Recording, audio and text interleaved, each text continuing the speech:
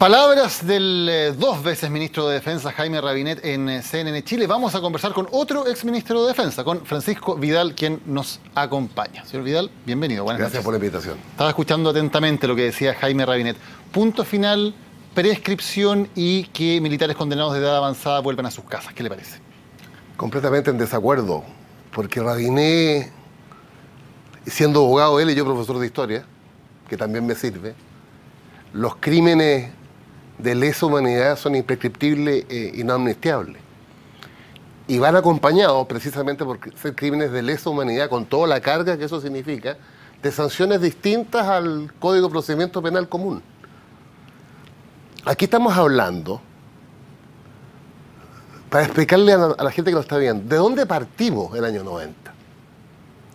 Partimos de una dictadura con 2.200 fusilados, con 1.200 detenidos desaparecidos, con 38.000 torturados declarados, con 160.000 exonerados, con más de 300.000 exiliados y con muy poca verdad y justicia al año 90. De ahí partimos, y con algo mucho más grave para una institución permanente como son las Fuerzas Armadas. Una sociedad que, para una parte de ella, el ejército de Chile era un ejército de liberación, y para otra parte de la misma sociedad chilena era un ejército de ocupación. Y habiendo pasado 25 años, ¿ayuda a la paz social, como decía Jaime Rabinet, la prescripción, el punto final? No, yo creo que no. Al revés.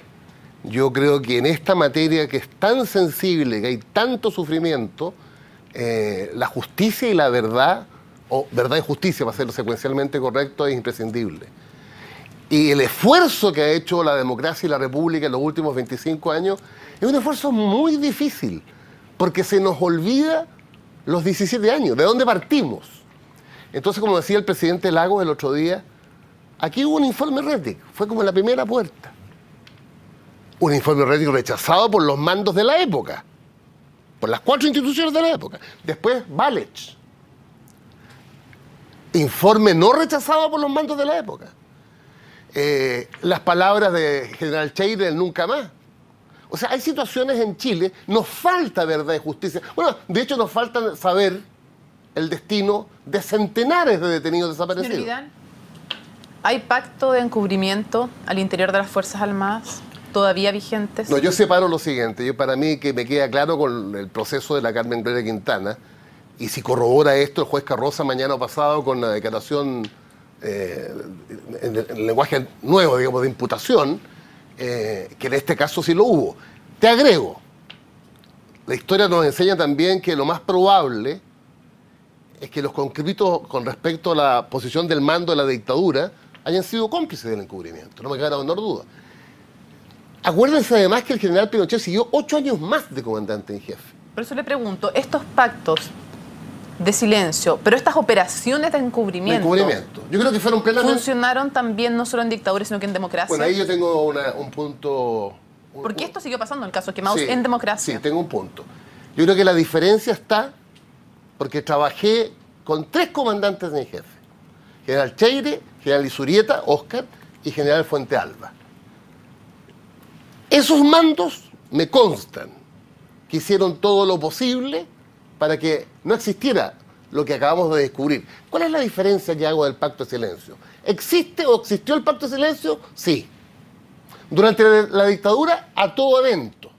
¿Qué pasó con los 8 años de Pinochet? Yo creo que también. Les recuerdo, y a los televidentes, que el Pacto de Silencio de Pinochet lo encarnizó él personalmente. Acuérdense del ejercicio de enlace de diciembre del 90. Acuérdense del boinazo de mayo del 93. ¿Por qué se hizo? Por la acusación al hijo por el robo de 1.000 millones de pesos. Ahora, eso usted hace una división tajante ahí, porque uno se pregunta, los que vienen después, los altos mandos, la institución del ejército, ¿no tiene ninguna información adicional que pueda entregar? Yo creo que la institución, como la conozco, por mis cargos, digamos, si tú me dices Cheire, Isurieta, Fuente Alba y Oviedo, saben de que en su subordinado, activo o en retiro, o más difícil en retiro, ¿no? ¿Hay un pacto de silencio? Estoy convencido que no. Lo que no quita que ¿qué nos ha demostrado este caso? Que había un pacto de silencio. ¿Pero eso lo ignoraban los altos mandos del ejército con respecto a personas que estaban activas o en retiro de la institución? Yo creo, no, es que yo creo que ninguno de los comandantes en jefe con los cuales trabajé, que han sido parte del retorno a la democracia, agrego con el que no trabajé, el primero, Izurieta, yo creo que han hecho un esfuerzo tremendo. Ahora, falta mucho. No es ser cómplice de alguna manera cuando se contrata a alguien en retiro o cuando se deja ascender en servicio activo a personas que tenían serios cuestionamientos en su historial de derechos humanos. Y se lo pregunto porque un solo ejemplo, el señor Castañer fue publicado en boletines de Amnistía Internacional, en la justicia militar, en la declaración de Carmen Gloria Quintana. O sea, era alguien que estaba siendo cuestionado y señalado por la única sobreviviente. Sí. Y siguió ascendiendo, hasta el año 2004 ascendió a posiciones de mando. Luego, hasta el día de hoy, recontratado como general en retiro, como asesor del ejército. ¿No es ser cómplice de alguna manera? No, yo creo que en ese ¿Cómo caso, se llama eso en el ejército? Mira, en mi opinión muy personal, creo que ahí se han cometido debilidades.